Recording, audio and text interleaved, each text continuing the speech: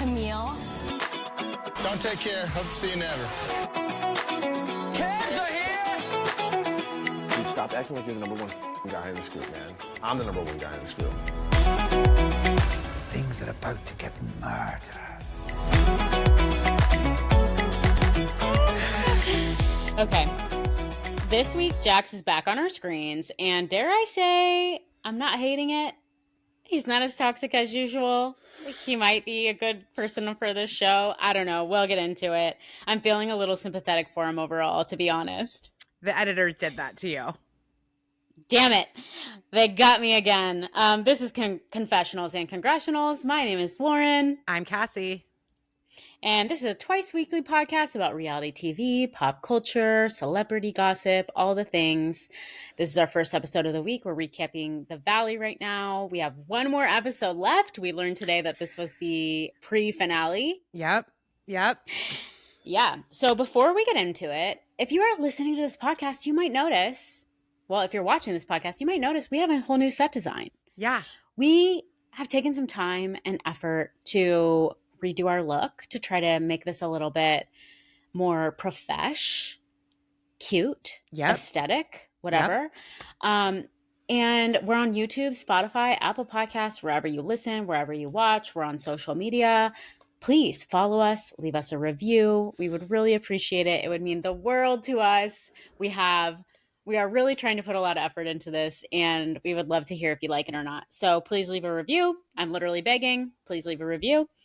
And yeah, we got The Valley. Yeah, we got The Valley, and we're going to be recapping season 2, episode 14. I think the real star of this episode is the producers.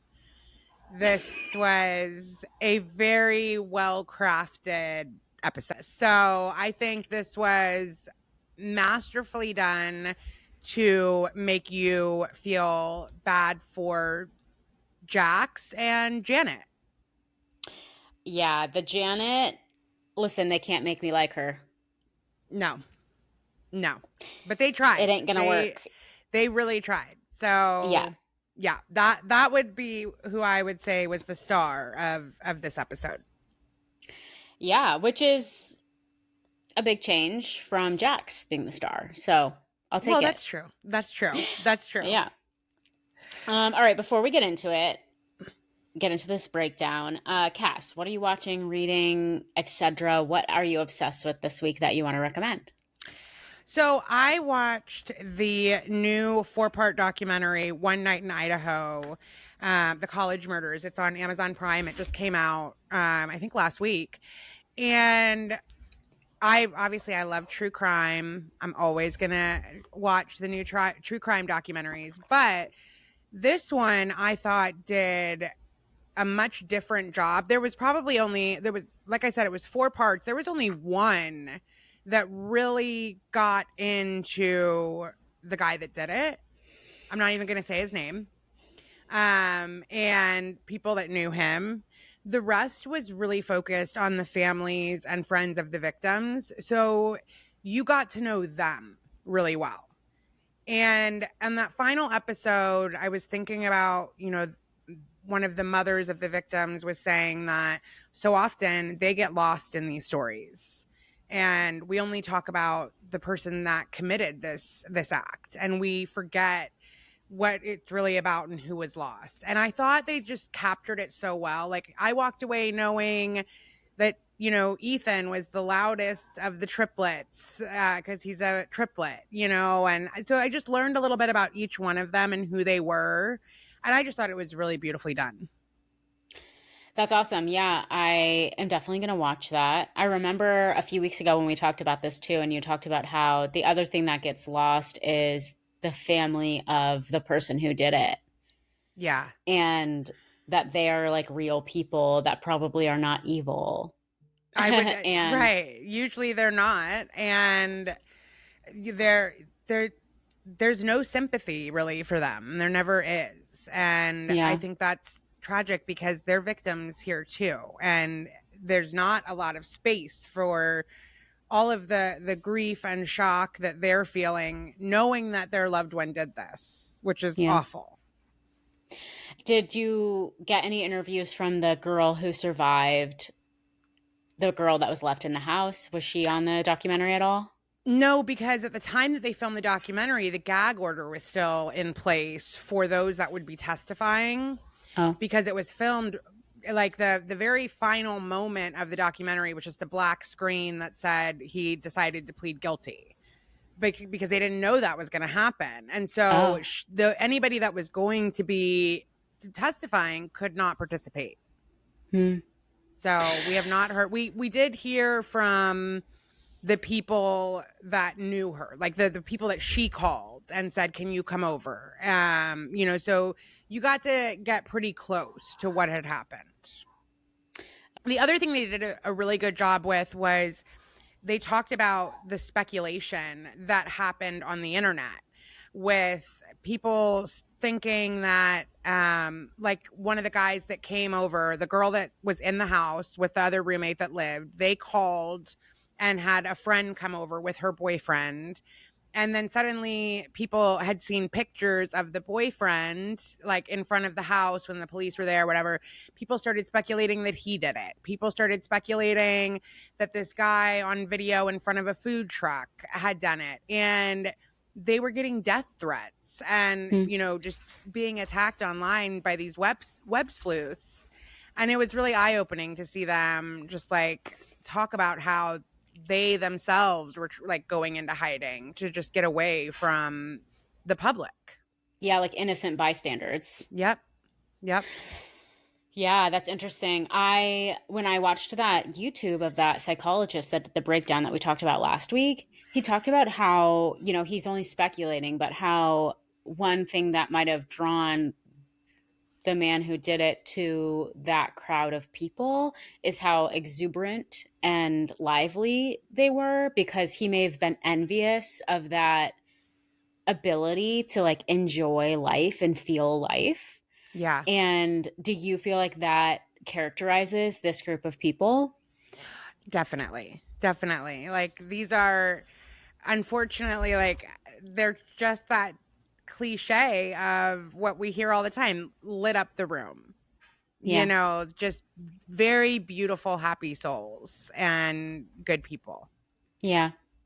So very sad. Well, yeah, thanks for the recommendation. Yeah, it was good. I mean, as far as it was different than a lot of the ones that I watched. So I would recommend it. Yeah. What do you mean different? I think it just put into perspective that sometimes we can be fascinated with the true crime stuff, and we lose sight of the real people behind it, the loss. Yes. And those families and the ripple effects of these tragedies. And I just thought it did a good job keeping my attention, but really making me care very, very much about who these people were and celebrating them. So, yeah. Yeah, I mean, it reminds me a bit about what we're going to talk about on our episode later this week about the influencer whose son passed away, and the way that people are obsessed with that story and their life and what they're up to right now, and if they've been out and about, and if they're going to get divorced, and like all of this kind of stuff. And it's like, there's something that just people can't, it's like their Roman Empire is this like tragedy that happened in somebody else's life. Yeah. And you think that you're somehow gonna like solve it or get, figure out what went wrong or what somebody should have done, and it's just sad. Yeah, it is sad. On a different kind of note, sad, not really the word, but has anybody checked in on Sheena? Because she put out a new article this week promoting her memoir. Yeah. It was on Us Weekly. Yeah. And we're going to get into more of the details on our episode later this week. So go and read the episode, or go and read the article before that episode if you want the context. But I wanted to share just a little bit of a teaser because it was juicy. And Sheena actually is, now that I'm thinking about it, the tea spiller. On her own podcast, she's always spilling tea. Like, she really does not seem to be able to keep a secret unless it's her own affair. in her own marriage, then her lips are sealed. But she's letting a lot of secrets fly. And I think the thing that shocked me the most about the article was her slander of Lisa Vanderpump. Yeah, that was, I was really surprised. Like that, it's definitely official. They have completely cut ties. Like you cannot, that they're done. They're not going to be in business with each other. Yeah, which makes me wonder if she's going to be on the Valley as a cast member, if she has such a bad relationship with Lisa Vanderpump. I don't know if Lisa Vanderpump is an executive producer. I forgot to check. I guess probably not, because she's on the show to begin with. But she's still a big part of Bravo. Yeah. And you'd think that she probably has some pull and some influence, but I guess not everybody that Lisa Vanderpump hates gets taken off of Bravo. So I don't know how all of that interplays, but she was basically like, Lisa manipulated me and used me to progress storylines. And she used my people pleasing and my naivete, basically. Naivete. Did I say that right? Yeah, you did.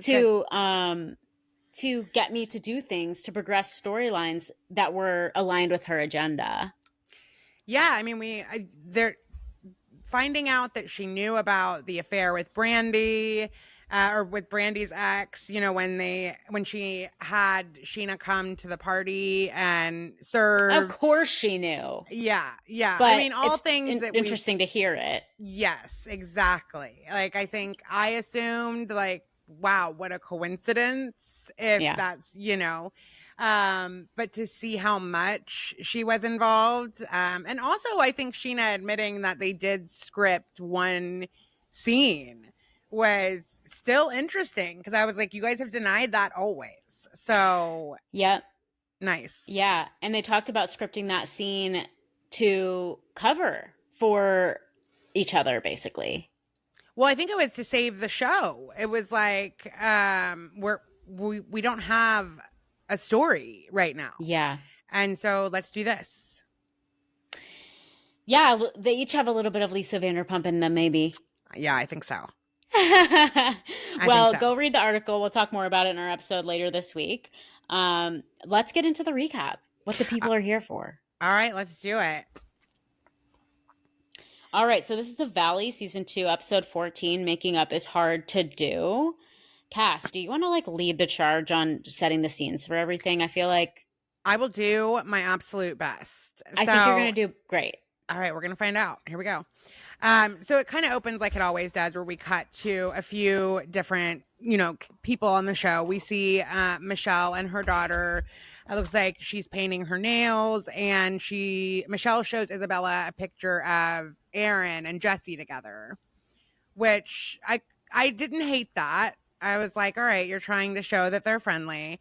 And then we get Zach and Benji doing laundry. Well, Benji doing laundry while Zach says, look, we're doing laundry together, but it's not. And then we go straight. Can I just pause you? Because when you first get in a relationship after being single for a long time, there's these little things that suddenly mean something else when you're with somebody and get to do it with somebody. And I remember when Zach and I were on our little trip to Santa Barbara, of all places, for when we had been dating for a few months, and it was the first time we said that we loved each other to each other and everything. And I broke down crying, because I was like, oh my gosh, I don't have to do everything alone forever anymore. Aww. And I remember having that feeling of oh my gosh, I have somebody to do things with now. And it's as simple as somebody to fold the laundry with just seemed. And now it's well, you fold the laundry, I don't want to. But, when you're first in that little bubble of a new relationship, it's so nice to just have somebody to hang out with. I mean, it's so true, because you take it for granted, because now 15 years in, and I'm God, I have to go on a road trip with somebody. I really miss going alone. Yeah. Exactly. Okay, keep going. All right. So then we immediately get to Jasmine, who is going to show Nia and Danny a house, which is turns out they're on perfectly good terms. Yeah. Not a problem. Not a problem. Yeah. And this is a house in Sherman Oaks that's got like $1 million price tag. And it's Ching, ching, ching, 800 ching. square feet less than the townhouse they're in right now. Yeah, which I didn't realize was like a penthouse. That changes my perspective of the space they were living in a little bit. It sounds like, I mean, 800 square feet is the size of a lot of people's apartment. That's sort of what I was picturing them in. So the fact that they're in it must be probably at least 1,800 square feet, 2,000 square feet, their penthouse. Yeah, I mean, maybe. But also, like, when your kids are that age, they all have so much shit. Totally. I mean, it's still going to be a crammed space, but 2,000 square feet can be done. Yeah, but if you're going to Yeah. go down, they cannot go less than they have now. No, what would be the point? Right. And that's what they're saying is this house is 800 square feet less than where they're at now. There's no universe where this can work. Yeah. So I'm not even sure why. I don't know, because it was Nia that wanted Danny to see this house. And I kind of felt like I would have thought it would have been the other way around, that he would have been like, let me show you what is in our price range and how small it is, because I saw no universe where he would have said yes to that. I know. I mean, it really worked in his favor, this tour of this house, because I think in her mind, she's like, first of all, they can make the house look really big. And sometimes you get there and you're like, okay, wow, they must have put the camera in like the tippy top corner of this room to make it look that big. So I can see how she's like, if it's a good layout, maybe it has a backyard, like there are some pros, all that kind of stuff. Maybe there's a garage, who knows? Then maybe you can make it work. But it sounds like when they got there, they both agreed like, this house is way too small. Yes. There's not Yes. even a double vanity, which we have already in our current house or our current condo. Right. When he says, like, we only have one sink, you should see what it's like right now with two. There's no way this would work. And so I'm sure that was like the biggest house they could get for their budget in their area. And Nia found it and she was like, I'm going to show him this great house. Look, he'll realize that it's going to be easier than he thinks or better than he thinks or whatever. And then they saw it and she's like, okay, I give up. Yep. You're probably right. We're going to have to move Yeah. to a different neighborhood. Yeah. Yeah. And she's like, I don't want to live there. Talking about Santa Clarita. yeah, Santa Clarita. I don't want to live there. Yeah. Which it seems like a perfectly nice area. Of course, but like we were talking about a few episodes ago, like in LA, everything just feels so spread out that people are just very dramatic about changing their neighborhood like that. They are. Yes. Yeah. Yes, they are. I have a sister that lives out there, and I very much remember the drama over whether they were going to move, and like this was going to put them like 20 minutes away from, and like, because where I live, we live in the longest county in the state of Florida. It's a very, very long county. So we're all used to being spread out. I don't have any friends that live 5 minutes away. They're all like a 20-minute drive at least. Yeah, and like once you've lived somewhere where things are more compact, and like traffic is so bad in LA, not to like be annoying, but it's like traffic is so bad and you just like never know how long it's going to actually take to get somewhere with all of that considered. I remember trying to like figure out how to get somewhere. I'm like, oh, it's only like 5 miles away. It can't possibly take that long. And it takes forever. It takes forever.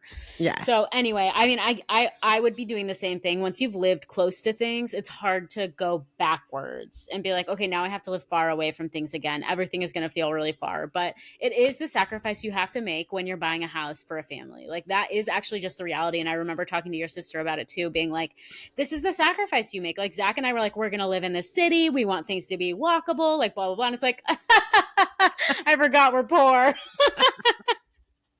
Yes, 100%. Like where we live, we don't love where we live because we don't like that we have an HOA.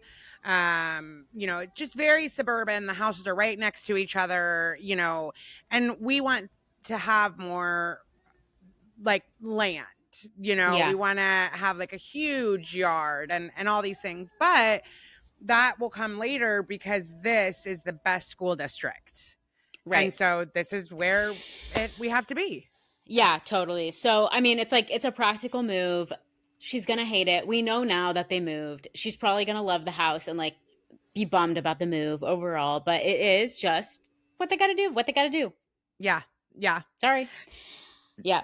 This is also where they start talking again about she who must not be named.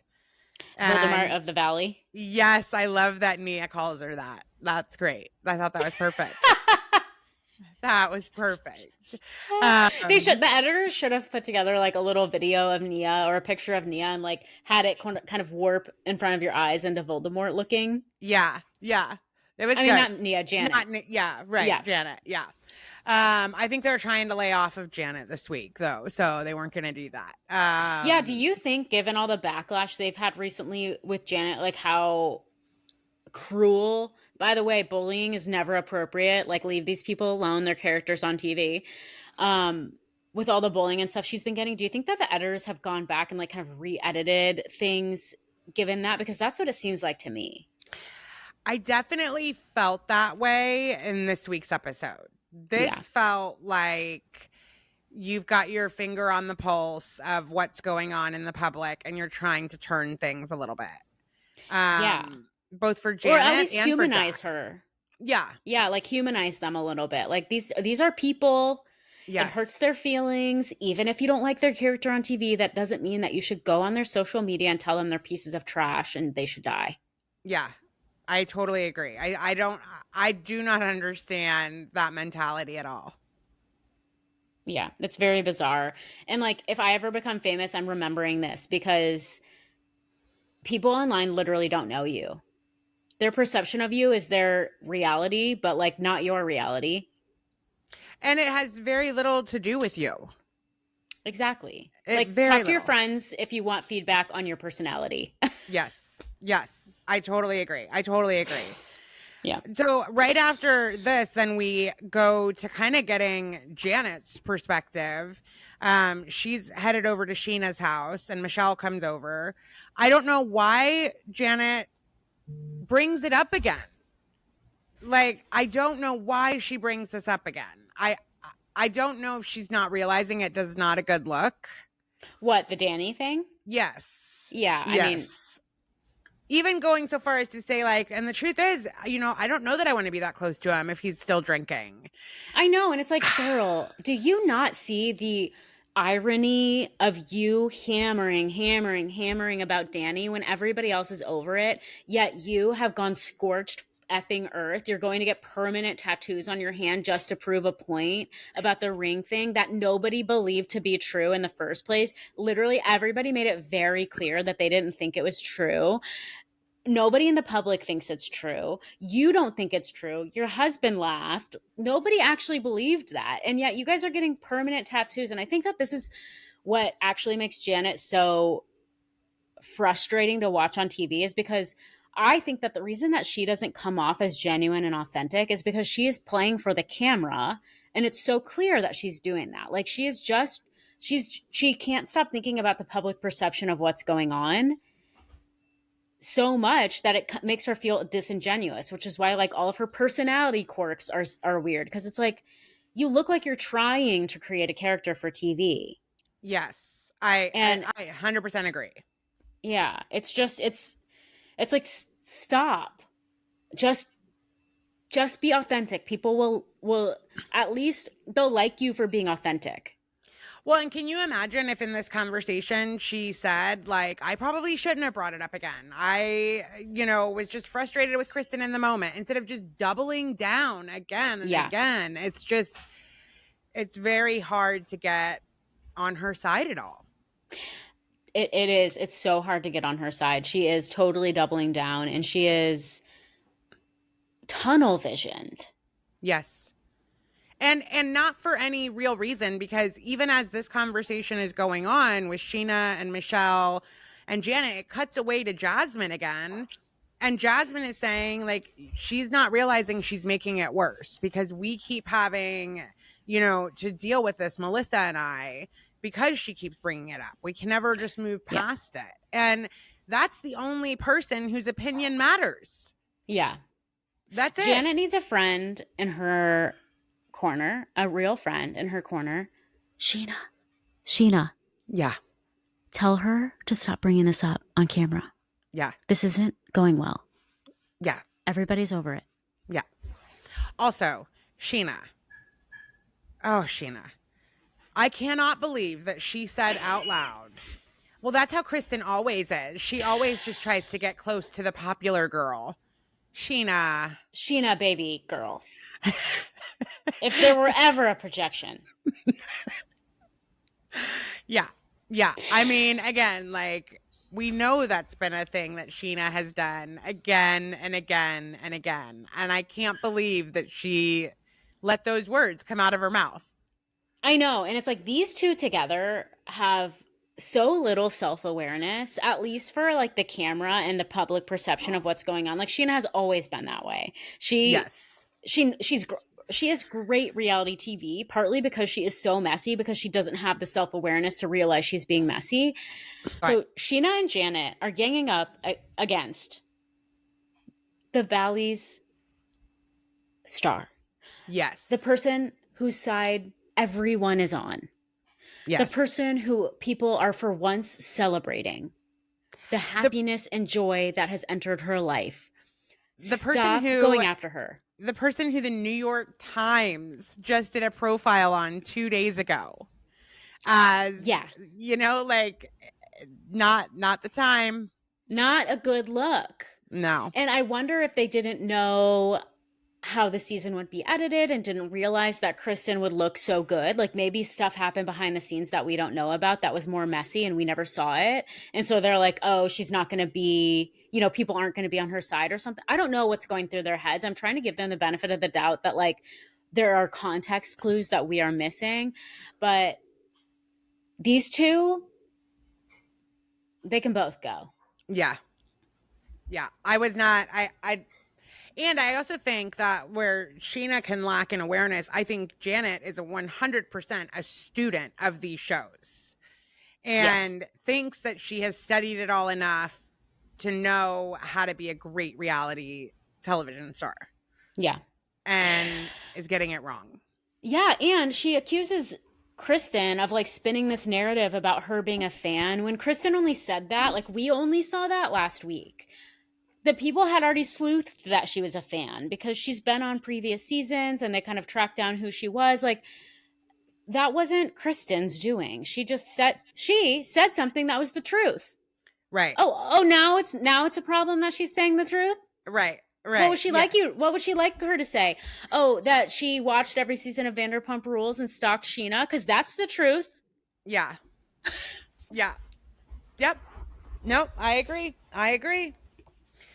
All right. So then we go to Kristin and Luke's. And again, my star of the show, I was a little heartbroken for her just as she was talking about the fertility journey that they're on and, you know, finding out that everything's good with Luke, which makes her confident that it's her that's the problem.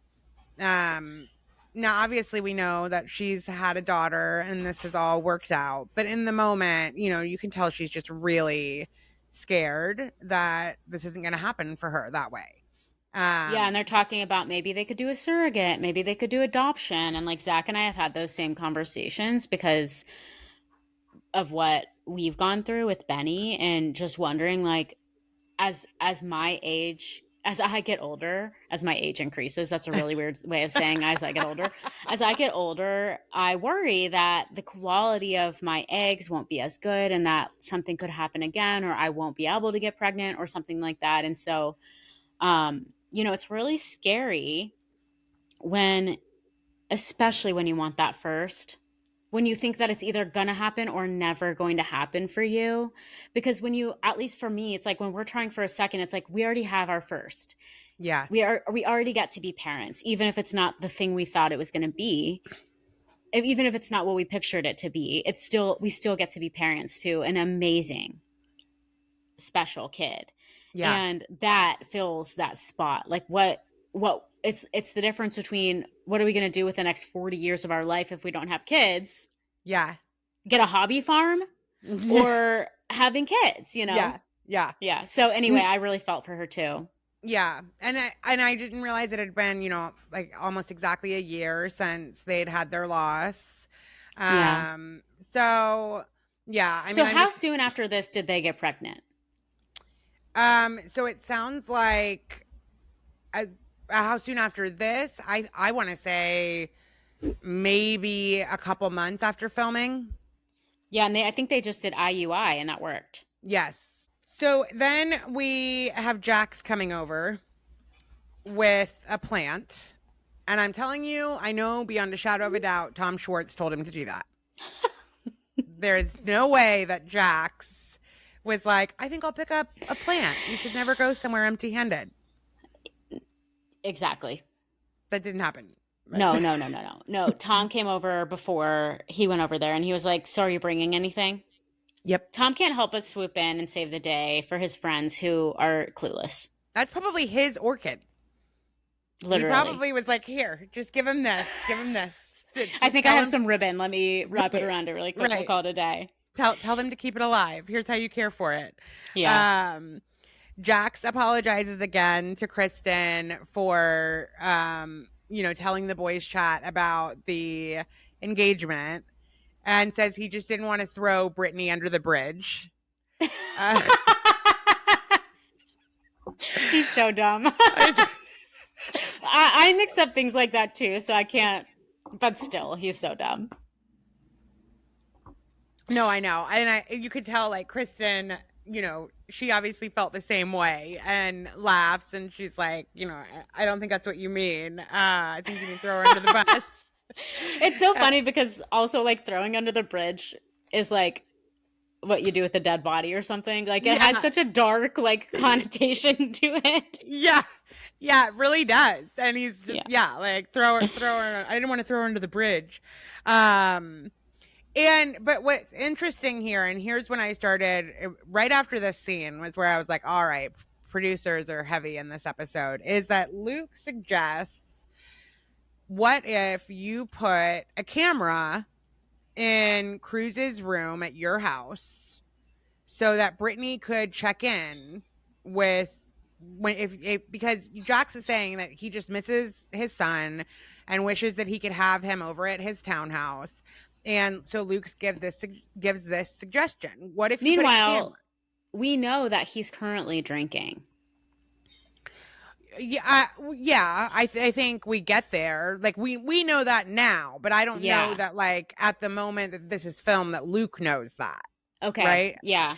I mean, it sounds like they all knew, because Brittany is like, people are sending me messages of pictures of you. And I would imagine she tells Kristin and Kristin tells Luke. I would think so. But yeah. Anyway, just a side note. Yeah. And so, like, why don't you put a camera in Cruz's room so that Brittany would be able to see that he's okay, see what's going on? And Jax is like, that's actually a really good idea. Yeah. And for how quickly this comes back around is where I was like, oh man, this is not a good look. So right after that, we have like I wrote down that we had like a really quick moment of Danny and Nia, like, just with their kids in the kitchen. Wolf Club. Yeah, the Wolf Club. And then it just cut away. Yeah, just a little. And I thought their house looks so calm for having 3 kids under 3. Yeah. Yeah. In that moment. Yeah. And I just imagine, like, Nia has such a calm energy. I bet that there's some calmness in that house. I hope so. So then we are back over at Kristin's house, where it looks like people are modeling her clothing line. Yeah, and her t-shirts look really cute. I don't remember them being that cute. No offense. Do you remember the name of it? James May? Okay, I didn't. So good for you. I remember from one of the earlier seasons of Vanderpump, she did a t-shirt line, and they looked like they were like the kind that you drop ship. You make the design and then you send it to like a third party and they make the t-shirts, and you've like never gotten to try even the t-shirt on. It's just like a run-of-the-mill, like, standard tee. These looked like they're like worn in, like vintagey feeling, soft. The designs looked good. I liked them. Yeah, no, I did too. And it looks like there's somebody there modeling. And then we also have Brittany, Zach, and Benji are there as well. And Brittany's going to model. But this is when Jax, it sounds like he texted Brittany wanting the code to the Ring camera, right? And then Brittany calls. And at no point is it clarified that this idea came from Luke to put a new camera up. Oh, right, This is right. why they edited it the way they did, where this is the very next scene. So it made it look like Brittany's going off on him for him trying to do the right thing. Right, because he calls trying to get the Ring. She got a verification code. Right. And but why is he hooking up the Ring to her? I think what he was thinking was like, because this is so you can access it. Right. That's the whole point of it, not for me to access it. Right. And so he's trying to set up a Ring camera and his Cruz's room at his house on her network. That is how I believe production is wanting us to interpret this, because it was the very last scene. The last thing we heard was Luke make this suggestion. Then we had So are you suggesting that wasn't what was actually happening? What do you mean that's what production wants us to interpret? So I'm saying it's possible that is exactly what he was doing, putting the camera up for Cruz, in the room. That's 100% possible. But he never clarifies it. Like, we don't know for sure that he wasn't trying to just hack into her Ring. I don't know. But I know they wanted us to see it as he's being berated when he is trying to do something to make her feel better. Right. Yeah. And he doesn't give her enough context for the situation, maybe thinking she already has context or something. But yeah, I mean, these two need a mediator. We see later their conversation. I'm just like, these two should not be talking to each other. They cannot have a conversation civilly. Brittany is way, way, way too activated by every little thing she says. She cannot believe a word he says. Yeah. Understandably. She can't believe his intentions are true. She can't believe that he's doing the right thing. He has done almost nothing to prove that to her over the course of their relationship. He has done nothing but betray her and hurt her pretty much. And so, like, I understand why she's got this almost like she's got all of her guards up. She's like, I don't know. I can't ever trust a word that comes out of your mouth.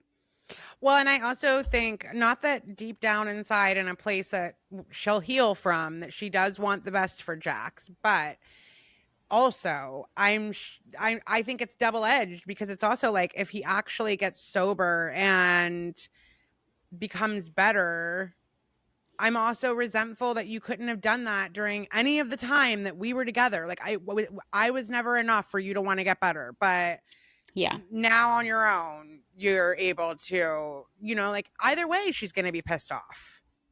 Yeah, and this narrative that she keeps saying about how, like, I wasn't good, like, I thought I would change him and all this kind of stuff, like, really speaks to her core beliefs about how relationships work and how this should have happened and what she thought would happen with Jax, the ultimate bad boy. Yeah. Like, it actually, like, disturbs me, and I wonder how many people in her life have reinforced that narrative that he would change for her, and that, like, if she was good enough for him, then he would change for her, because that is so messed up. That is such a messed up message to have. Yeah. It's upsetting. Yeah. No, it is. It is. So, all right. So after Brittany yells at him about the camera and doesn't give him the code, then Kristin is talking to Brittany, and I think wants Brittany to take sides in the Janet thing. And Brittany just hightails it the fuck out of there. Like, she is not going to be put in the middle of the Janet and, which is I don't see her, like, I don't view Brittany like I do Sheena, where, like, you don't want to take a side because you just want everybody to like you. I don't know. With Brittany, it does seem like it's a more authentic, everybody's going through stuff. I just don't want to, like, talk bad about people. That's how it seems. I mean, it's Brittany's whole thing. Like, her whole thing is people can mistreat each other. If they're going through something, I have to give them empathy and sympathy and compassion and not hold them accountable for it. Yeah. And I can still, like, I stay in the relationship. Like you can leave the relationship, but I still stay in the relationship with people that mistreat me and mistreat other people. Yeah, that's true. That's She's true. doing the exact same thing. Like she needs to go to therapy. She keeps talking about how Jax needs to go to therapy about all this stuff. And he is. Now it's your turn to figure out, like, what was your part in all of this? Because you had a part in all of this. Yeah. It's actually like starting to get really frustrating to watch her. And I know that, like, for us, it's been a long time. And for us, we're watching this a week apart. And for them, this was last summer. It was very new and all of that. So, like, I can't expect her to grow suddenly in like 1 week span or something like that. But it is still, like, I'm finding it to be grating on my patience for her. Yeah. Well, and I think because we're also still listening sometimes to her podcast, and it doesn't seem like there's a lot of change even now, almost a year later. Right. So, all right. So then we go over to Jax's place. Jesse's coming over to check it out. There are a lot of stairs. Yeah, Jesse is my worst nightmare of somebody that comes over and sees my new place, because he will never be impressed with whatever you've got going on here, even if it's a $100,000 condo or whatever. Yeah, no, I totally agree. But I also sympathize with, like, I could just hear my knees popping as I watch them walk up these stairs. I'm like, this is a lot. This is a lot. Oh, man, I was thinking, like, that would be a great workout every day. Sure. God. Jax is, of course, wearing his hat. Yep, Jax is wearing his hat. Jax's hat. Yep. As he does, yep. He talks about missing his kid. I listened this whole episode for him to say cruise. And everybody else does, but he does not. And this is when he asked Jesse, like, how can she be over it so quick? And this is kind of what we talked about last week, as, like, first of all, she's obviously not. But the other side of that is that a chick typically gets over it while she's still in it. Yeah.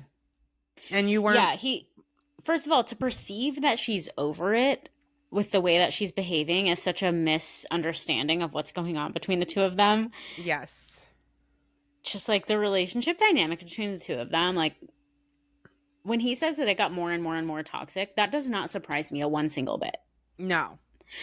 Because they do not understand each other. No, not at all. No. And he thinks that she's gotten over it somehow because she's, like, dating other people, I guess. But so is he. I mean, dating is probably not the word he would use, but definitely not. That's the word that we're going to use. Right. I think that she's dating other people, as in people are taking her out to dinner and then going back home with her. Like, she requires a little bit more than he does in order to take somebody home. But yeah, they're doing the same thing. Yeah. She's not trying to find her next husband. No, and I don't think she'd be this angry and this, you know, all these things if she didn't care, if she was over it. Like, that's not it. No, but, like, this speaks to that thing that I keep holding in the back of my mind, because you can hear when Jack says that he's been discarded, when he says nobody cares about me, when he says you're over it, like, you can hear that little boy inside of him that's like 7. Yeah. That feels like nobody's paying attention to me, like nobody loves me. You said you loved me, but people that love me wouldn't do this to me. Like, it's a little child. Yeah, I guess it's just hard because it seems like he was such the golden child. You know, like, yeah, but I think he was loved for what he did, not for who he was. Okay. Or I think, I don't even know if love would be the right word, but it seems to me like his achievements, his attractiveness, his, like, athleticism, like, those things were rewarded. It doesn't sound like he was loved for who he was, and it sounds like he was a little shithead. Yeah. So nobody he probably got in a lot of trouble for who he was. Yeah. But got positive attention for what he did positively. And probably the more masculine sort of things, like hiding your feelings, being a big boy, his sports, you know, all of that kind of stuff. And I think that can really, like, mess somebody up. And he probably had, like, a sensitivity already when he was a little kid he was probably a very sensitive little kid. Yeah. And it got beaten out of him, so to speak. Yeah. Yeah. I could see that. Well, Jesse starts talking about Michelle and how she filed the wrong documents, and they may have to start the divorce proceedings all over again. Do you think this actually happened, or do you think that he's just saying something? I think it could have been something really small. Like usually, like here in Florida, for example, you have to take a parenting class when you're in court for custody or divorce. And it's mandatory. And you have 30 days from the day that you file to take care of this parenting class. If you don't take it, it's not like, okay, refile everything. It's just like, all right, well, we have to restart the clock by 30 days because we do need that class done. I think it was something stupid and trivial like that, if at all. Yeah. He says I can see him like exaggerating the truth a little bit. Yes. Like maybe she didn't file the paperwork wrong, like you were saying. It was probably something that was semi-predictable that, you know, yeah. Yes. He says the Ukraine and Russia have a better relationship than the two of them. And I also thought he exaggerated right after that when he gets into the finances and he says like everything's frozen. Like I think that's how he's trying to explain that he's broke, is by trying to say like all the finances are frozen. No, you're still allowed to live. You don't have any money. Yeah, and I think like for people like that who have very extravagant lifestyles, you need a lot of money to keep that going. It's not like you and me where it's like we could probably live off of a little if we needed to get through a specific amount of time. But it's like, no, I have an expensive rent. I have expensive car payment. I have like all these expensive things that are ongoing that I can't just like opt out of. Yep. Yeah. Yep. All right. Do you have anything else from that scene before we go back to Nia? Okay. So then we go to Nia and Danny, who are at a plastic surgeon's office. First of all, I love her sweater, and I'm telling you, I know beyond a shadow of a doubt, I would look frumpy in that, but it looks adorable. It looks absolutely adorable on her. I know. And so, you know, she's talking again about whether either they're going to have another baby or she wants a mommy makeover because she doesn't like her boobs and she doesn't like her stomach. Right? Yeah. Like Nia feeling this way, I just don't even know what to say. And what really pissed me off is then they get in there with the plastic surgeon. And what an inconsiderate little prick. But this is what they do. Like if he can convince you it's an extreme case, you're going to do more. Yeah, I guess I've never been in the likes of a plastic surgeon before or like Botox people or anything. I can assure you they convince you that there is more to tweak. And sometimes, you know, you're having a bad day and you fall for it. Totally. And Nia was not feeling good about herself on this day. Yeah. And it really breaks your heart to see such a incredibly beautiful person. Yeah. Feeling insecure. But as I was watching it, I was thinking, because, you know, I got to walk myself off the ledge and be like, well, if she's ugly, then Jesus Christ. Right. But I was also thinking, you know, like she talks about how she was Miss USA and all of that. And it's like she has her whole life been rewarded for the way she looks. And that is probably center to her identity. I think it seems to me like she has really good self-esteem. Like, I think that she doesn't like parts of her body, but like the way that she carries herself, the way that she demands respect and stuff like that, like I think she has good self-esteem. I just think she's also like fairly objective about her body, like how she looks, and she's able to like see it as like an object almost, which is probably partly because that's how she's been objectified. Yeah. As Miss USA. Yeah. And so she looks at her boobs and she's like, this isn't going to fit. This isn't going to work for me. Well, and what's hard too is it's just like you're never getting your body back to what it was. Both because of, you know, age and kids. Like that's not that, you know, she can't feel better about herself, but you're never going to like look at those pictures of yourself in the bikini Miss USA at 22 and like you can't make that the standard. Right. It's so true. It kind of reminds me, I saw these pictures of, did you see those pictures of Reese Witherspoon on the yacht with her new boyfriend kissing and smiling and happy? And she's like in this swimsuit jumping off the thing into a dive and like you can see the cellulite on her legs and stuff. Yeah. And I don't know why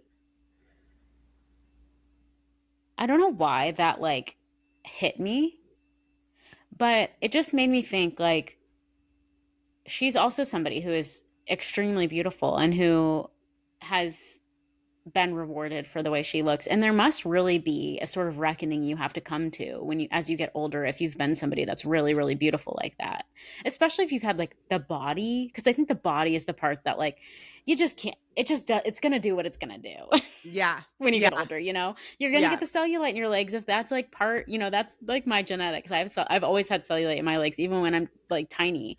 Yeah. And there's nothing I'm going to do about that. It just is what it is. And I just loved to see her just like living her best life. Yeah. In her little white swimsuit, jumping off the side and doing her little dives. And I'm like, do it, girlfriend. Yeah. Yeah.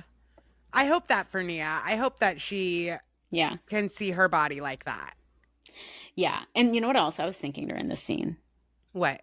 Is Janet being like, Nia just needs to be real. Nia just needs to be real, blah, blah, blah, blah, blah. And I'm like, Nia's literally naked at a plastic surgeon's on our TV screen. Yeah. How much more real can she be? Right. Like letting us see her boob and her stomach and like the things that she's the most insecure about. Yeah. And this is not a bit. Like she's clearly very insecure about it. Yes. She doesn't need to be, but she is. Yes. Yes. Yeah. Speaking of, this is when we go with Janet and Danny to the tattoo studio. And Janet and Jason. Oh, sorry. You're right. Yeah. Janet and Jason to the tattoo studio. And I'll tell you what, for me, when I see a guy with a wedding ring tattoo, my assumption is that you are with someone very insecure. That is usually what I assume. So, take that as well. I assume they're divorced. That too. Yeah. Yeah, I think that, you know, this kind of thing can be really romantic. Yeah. In the right context and stuff, I think. I think like getting cute little matching tattoos of your rings. We're going to be together forever. We love each other so much. This is so cute. All that can be really romantic. This is when it really hit me. Oh, this girl is literally just doing everything for the audience, including getting permanent tattoos and making her husband get a permanent tattoo. She can't make him do anything, but you know what I mean. That man, it was not this man's idea. She said it jokingly that he should get his ring tattoo. Like, come on. No. You really want me to believe that he didn't know what you meant when you said that or whatever? Right. No, this was so cringe. It was, I just was like, this is a bad idea. The icing on the cake? What? That her ring tattoo is basically clear. Oh, yeah, it's like flesh colored, right? Like I saw on the after show. Yeah. Like, what? He was like, that color looks really good on you. And I was like, what color is it? and his is like just a straight line. Yeah, a black line. Straight. One. It's going to disappear over time. That like thin of a tattoo will disappear over time. You're barely going to be able to see it in like 4 years. Yeah.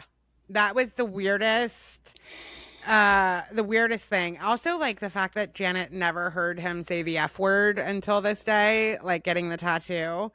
And him saying like, it almost felt like he was like, I think this makes me more of a tough guy now. Like, you know, it was just, yeah.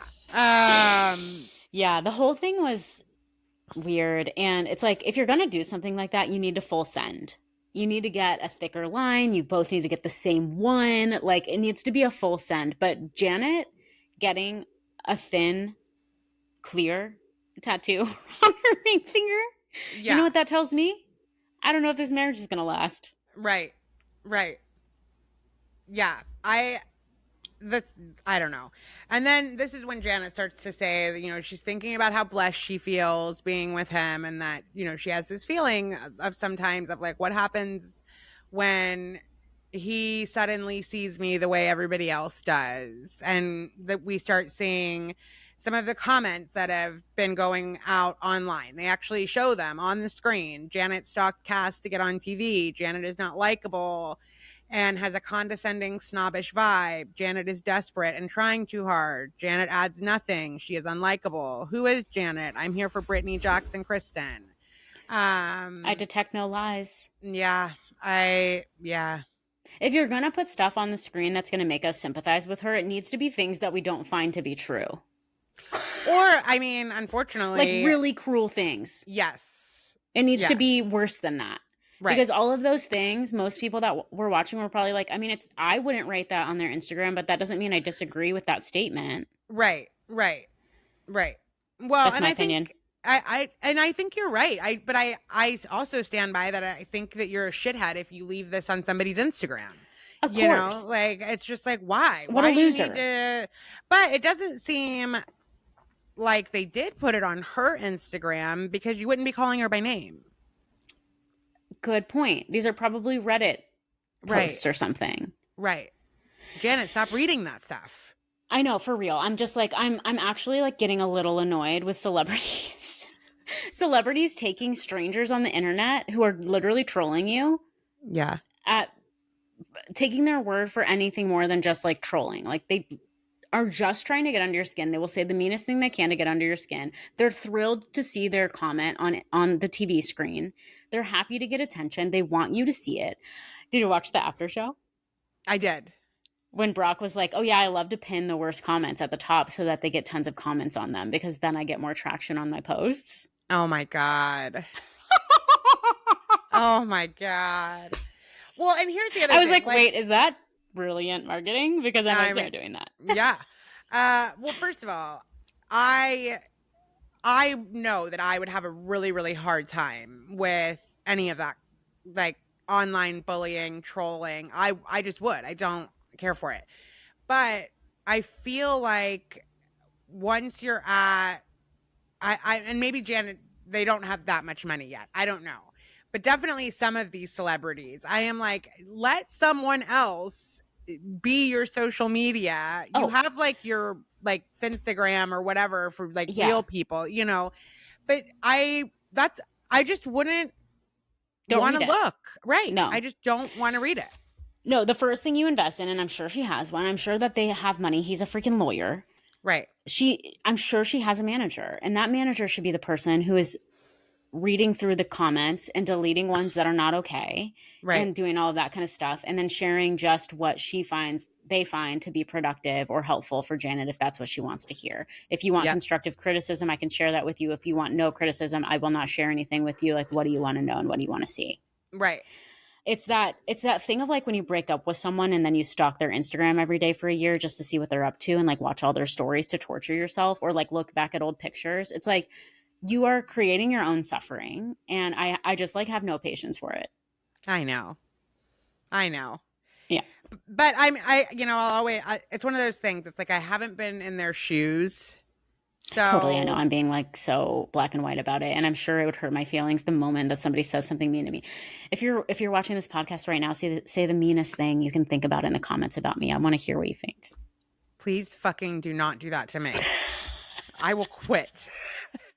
This will be the last you see of me. Yeah, give Cassie a compliment and give me an insult, and then we'll share them on the next episode. Oh, this sounds like a horrible idea. All right. So then we go back over to Kristin's, who has like thrown the frisbee next door, which was hilarious to me. It's because that's what would happen to me. Like, as soon as I know, because they're in LA and their backyard is the size of my bathroom. Yeah.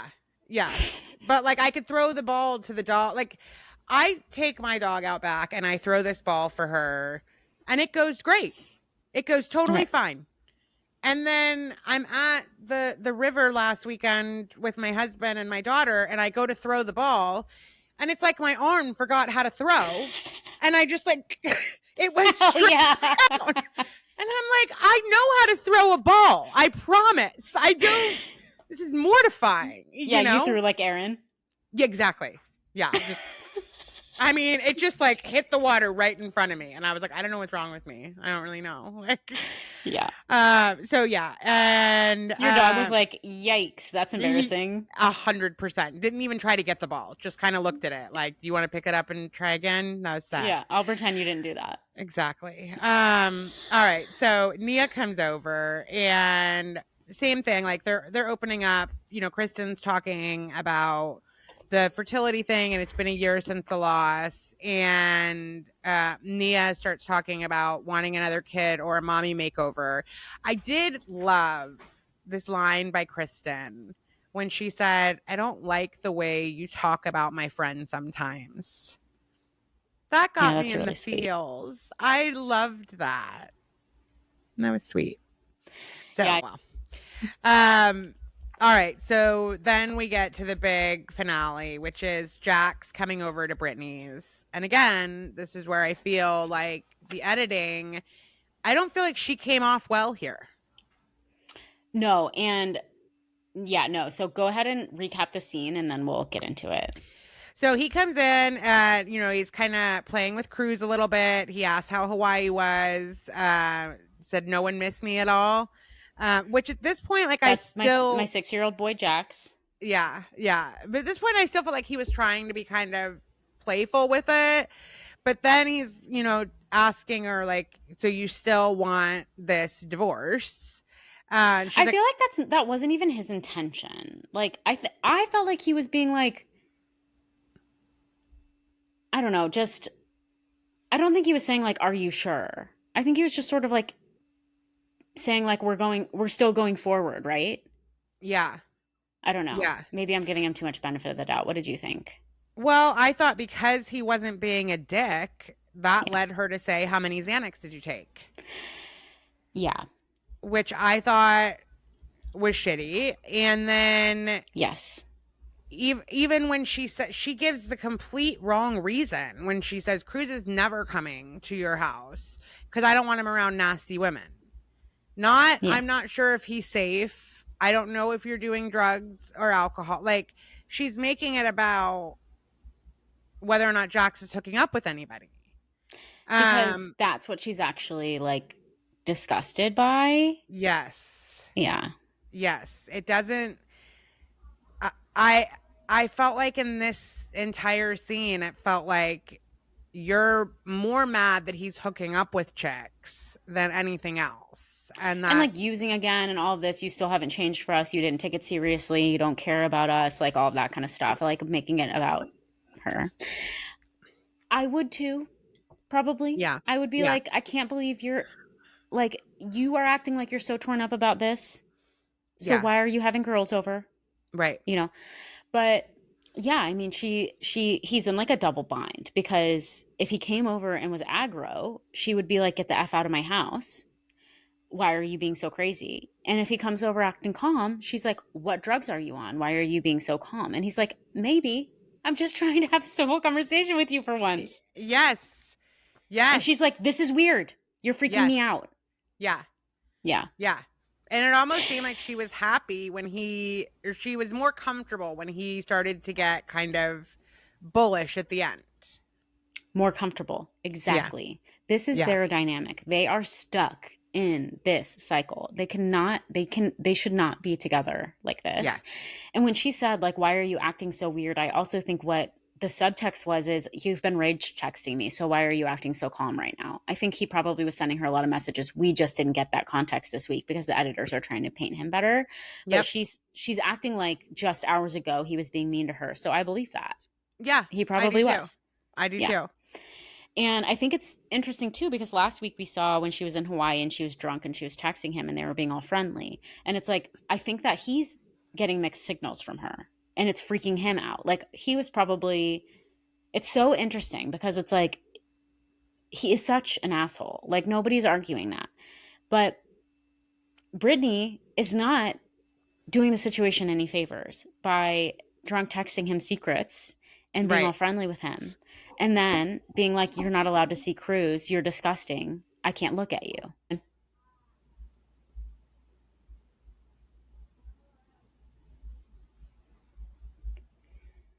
Everything okay?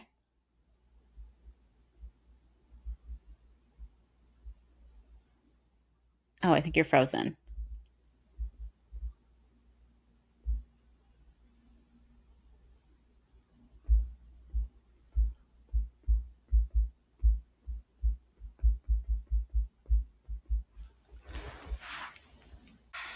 Don't mind me. Whoa. What happened? Oh, wait. Now I went to like mute because I had to sneeze, and then it just shut down Riverside. Oh, shoot. Okay, let's leave and come back and record the very end of this. Okay. Because now I'm afraid it's going to be out of sync and stuff. Is that cool? Yeah. Okay. Yeah, so I feel like they're just in this very toxic cycle at this point. And like, if Jax were to change, she'll be freaked out and be like, what's going on? Like, it's just not good. No. But it is interesting to watch. Yeah. It is. I'm curious how the reunion's going to go. Because that was filmed more recently, you know, and we're only a few episodes away from that. Yeah. Is it multiple parts? Do we know? Yeah, I think it is. I can't wait for that because they didn't do a reunion last year. Right. They didn't get and everybody's like, what? We loved the show. Please give us a reunion. Yeah. So that was it. That was our episode. We got next time on the finale. So next week is it. That'll be the finale. Okay. Now I have a couple notes about the after show. Okay.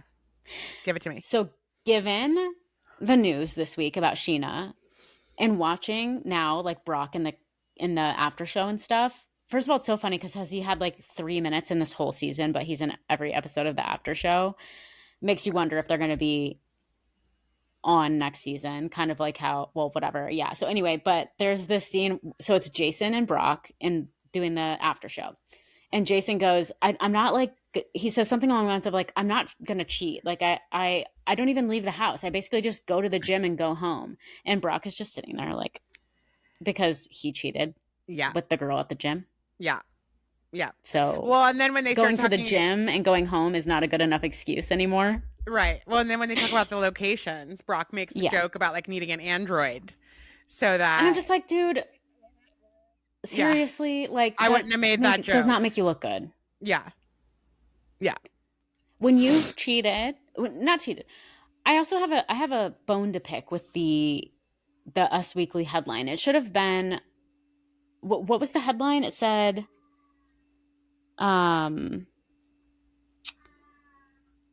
like how Sheena Shea got past cheating or something. And I gotta look it back up now. It said cheating, and I'm like, that should have been the word affair. Because that's what happened. He had a short affair during COVID. Well, there's one that said, so the one that her big interview was Sheena Shea breaks her silence on Brock's affair. I got my karma. Oh, so, but on the front of the magazine, it said the word cheating. Okay, gotcha. And that's just a word I would have changed. I think that cheating does not really encapsulate what happened. It should have said infidelity or an affair, in my opinion. Anyway. Yeah, I agree. So, when you've had an affair, it is fair that your partner gets whatever information they want for the rest of your relationship. The trust has now been broken. I can't trust that when you have another weak moment, you're not going to cheat again.